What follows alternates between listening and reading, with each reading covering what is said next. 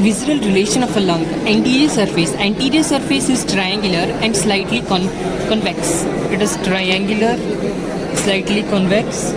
It is related to the xiphoid process and to the anterior abdominal wall in the median plane and to the diaphragm on each sides. The diaphragm separates this surface from the pleura above the level of line drawn from a zipisternal joint to the 10th rib in mid-axillary line. Mid-axillary line and you have zipisternal joint. There is a line, the diaphragm is separating lever from that line above so that it should not come in contact with the pleura. Next, and from a lung above the level of line from the same joint to the 8th rib from both the sides.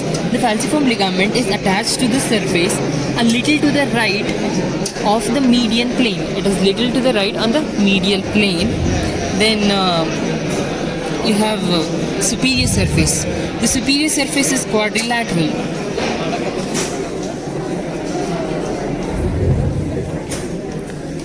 And shows concavity in the middle. This is cardiac impression. On each side of the impression, the surface is convex to fit the dome of a diaphragm. The diaphragm separates this surface from the pericardium and the heart in the middle and from the pleura and the lung on each side. Next is right lateral surface. The right surface is quadrilateral and convex. It is related to the diaphragm opposite to the 7th to 11th ribs in a mid-axillary line. It is separated by diaphragm from the pleura up to 10th rib, from the lung up to 8th rib. It is separated from pleura up to 10th rib, from the lung up to 8th rib. Okay. Thus, the upper 1/3 of the surface is related to diaphragm, the pleura, and the lung. And the middle 1/3 is related to diaphragm and the posterior diaphragmatic recess of the pleura, and the lower 1/3 is related to diaphragm alone. The inferior surface is quadrilateral and is directed downwards, backwards, and to the left. It is marked by impressions for the neighboring viscera, which are as follows. On the inferior surface of the left lobe, there is a large concave gastric impression.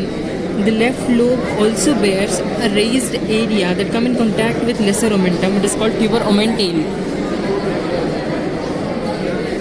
The figure 4 ligamentum teres passes from inferior border to the left end of porta hepatis. The ligamentum teres represents the obliterated left umbilical vein. The quadrate lobe is related to lesser omentum, the pylorus, and the first part of duodenum. When stomach is empty, the quadrate lobe is related to the first part of duodenum and to the part of transverse colon. The fossa for gallbladder lies to the right of quadrate lobe.